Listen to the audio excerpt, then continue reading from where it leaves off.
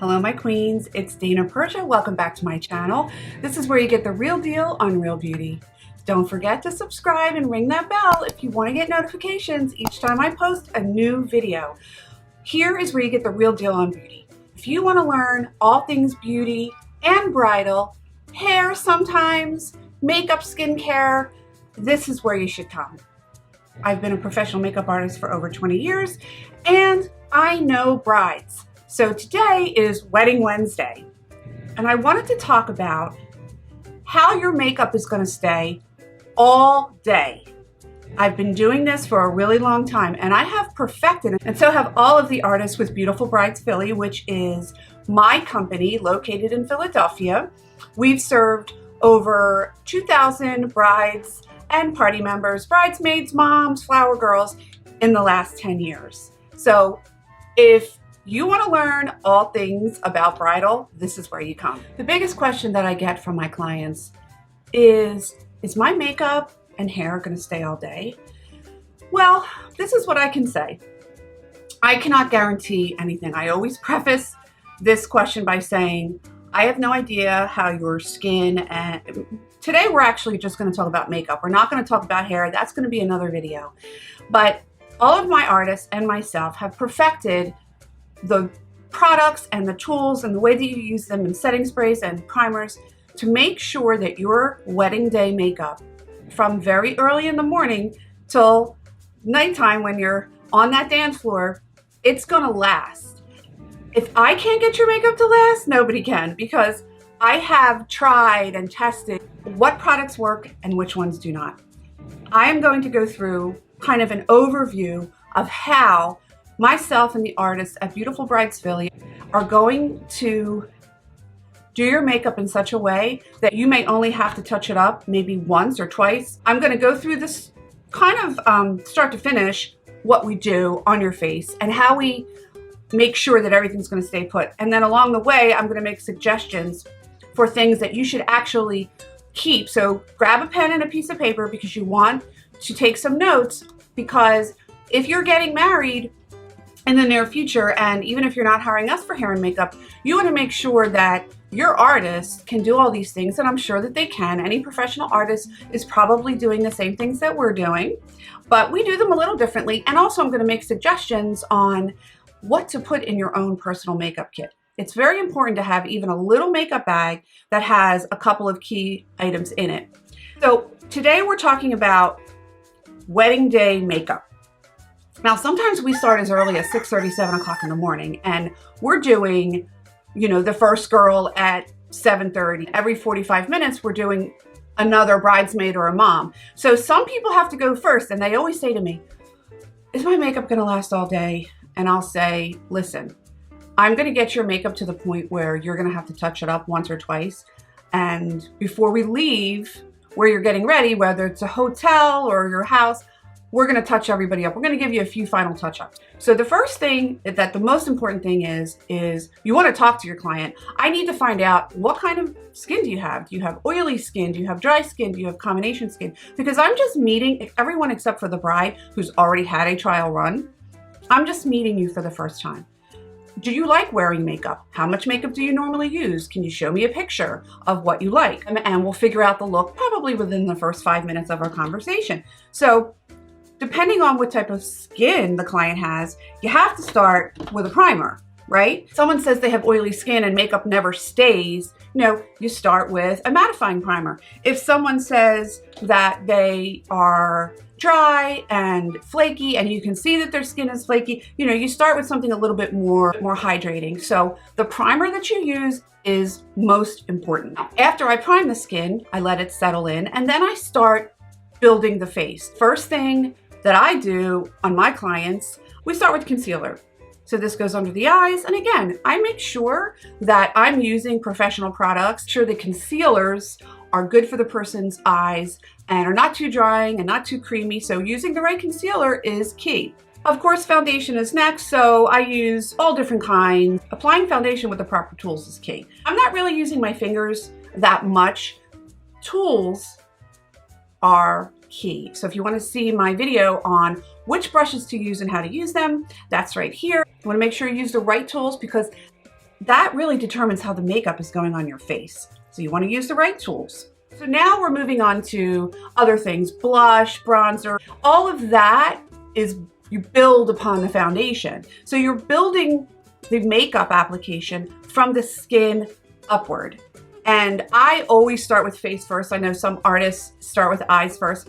I tend to work immaculately, and so I don't have a lot of fallout. I am now building the face, and all of my products have really great staying power. They're either water resistant or waterproof. I always tell my clients, you know, I may tell you it's waterproof, or you may read on the packaging, nothing is 100% waterproof. It just isn't. Water resistant, yes. Waterproof, if you go diving in the ocean and you have a full face of makeup, I guarantee you there's probably only a couple of lines that will actually last that long. But through tears and sweating, all of the makeup that we are putting on your face, and any artist who you hire, should be professional and water resistant. So your face is on, you've been highlighted, and your blush is on, and now I start building the eyeshadow. Again, I'm using professional high-end. This is a Charlotte Tilbury Pillow Talk palette that is one of my favorites, and I love it, and I've used it in this video. These eyeshadows do not move. I use a lot of MAC products. I use a lot of Too Faced eyeshadows. You know, I use high-end eyeshadows. Let me tell you, you cannot skimp on eyeshadows because the consistency of them and the staying power and how they apply, you know a good eyeshadow if it literally sticks to your eye the minute that you put it on. That's really important. Before the eyeshadow, I don't want to leave this out, is the eye primer. I've talked about this NYX Eye Primer forever, and I absolutely love it. I have a lot of MAC primers in my kit. I have Urban Decay primers in my kit. But again, in addition to the face primer, you want an eye primer. Because why? Because it allows the eyeshadow to adhere to the eye better and also not crease and stay all day. Now we're getting to brows and lashes and liner, this part of the face. Whether I'm doing a strip lash or individual lashes, the glue that I use is really important. And one of the first questions I have to ask my client is, do you have a latex allergy? Because if you have a latex allergy, I can't use Duo on you, right? Because this is latex-based.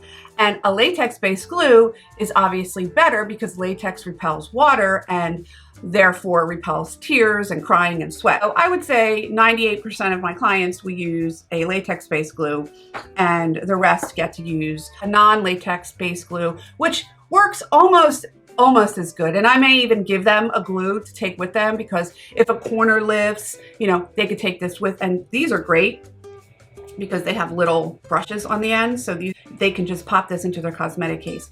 Also, make sure I use one of my little fans. I don't know if you can hear that, but this is a fan. Actually, this is a fan for lash extensions, but I use it to really dry that glue because I want to make sure that it's secure before I do the eyeliner.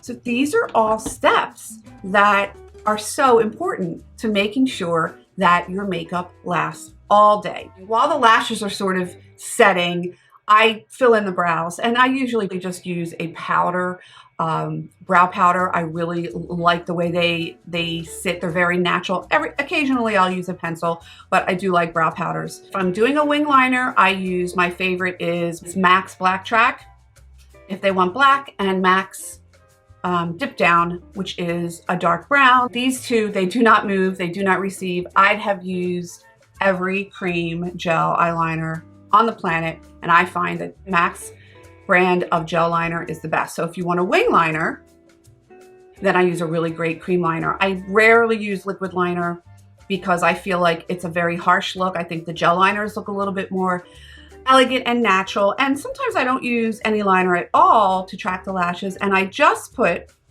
eyeliner on the bottom. The key to eyeliner on the bottom is to seal it. Now, this is eyeliner sealer. You want to use eyeliner sealer to set the eyeliner. So you can get this on Camera Ready Cosmetics, which is one of my favorite websites to order professional products. And I am an affiliate, so there is a little bit of a kickback, but any eyeliner sealer you want to use, it's like water, and you can literally just put some eyeliner underneath, whether it's a pencil or if you want to use a little eyeshadow. Sometimes I just put this on after, and it sets the eyeliner or it sets the drop shadow.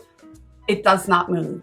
We use eyeliner sealers to make sure that your eyeliner stays in place and doesn't move. And then of course we get to mascara, and like I said, nothing is waterproof. It's water resistant, and I like to use a couple of different brands that I know that have worked. And lips are usually the last thing that I do. And I have a couple here, and I am going to do my next video, I hope, is going to be about lip stains. And I always recommend to my clients that you have to have a lip stain. I have Chanel, I have MAC, I have drugstore brands that I love, I have Revlon, I have L'Oreal. I mean, I have every lip stain you can imagine. Is the best way to have your lipstick last all day. You may have to like redo it once, but the good thing about lip stains is they go on matte and then it dries, and then you put the gloss over it. When you kiss your husband or your family, right, when we're after COVID and we're having these big weddings again, the color does not deposit. The gloss may deposit a little bit, but it's clear. And lip stains, you don't even have to think about it. And there's so many great brands out there, and there's so many ranges of colors that I really believe lip stains are one of the best ways to have your lipstick last all day. Some of them have both the color and the clear, so you can just put this in your bag and go. That is your full face of makeup. Then of course, the main key, and I know a lot of artists out there and people on YouTube that are saying, oh, setting sprays don't work. They work, trust me, because everything runs on me, everything wears on me, my face eats my makeup, and I swear by setting sprays. And there are a few favorites that I love. So now your makeup's done. Now you're getting your gown on, you're a bridesmaid, you're putting your dress on, and you know, it's hot outside. You're all of a sudden you're starting to sweat. Now, no matter what, I don't care what anybody tells you, your face is gonna get a little shiny. Dewy is fine. If it starts to get shiny, what I like to do is give my clients a complimentary container of cornstarch, plain, ordinary cornstarch. Cornstarch is something I've been using for, oh my God, I don't even know, I'm gonna date myself, like 30 years. And I always, especially when I was younger, I had oily skin, and cornstarch was recommended by a dermatologist. It acts like a setting powder, but it absorbs oil and doesn't deposit any color. So I will give my clients a little container of cornstarch, and they can take it with them and they can apply it with a brush, and it doesn't take a lot. So you can touch up your makeup with the cornstarch, or you can use a little pressed powder, right?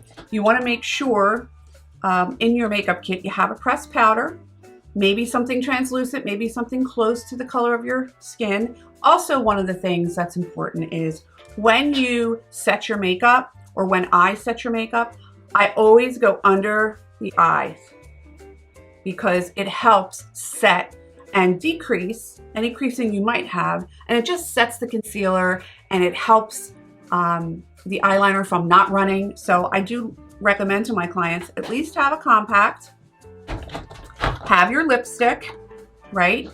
And maybe a little bit of blush, and maybe an eyeliner pencil in the color that I used.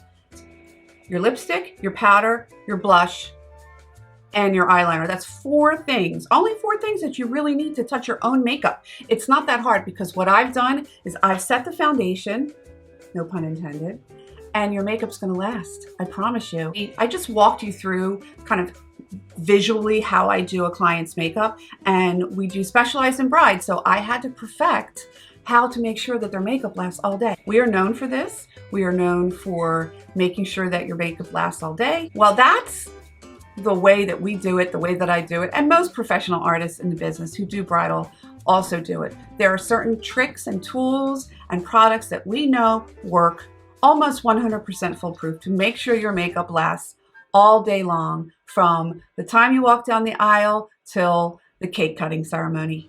Thanks, queens. Have a great day. Bye.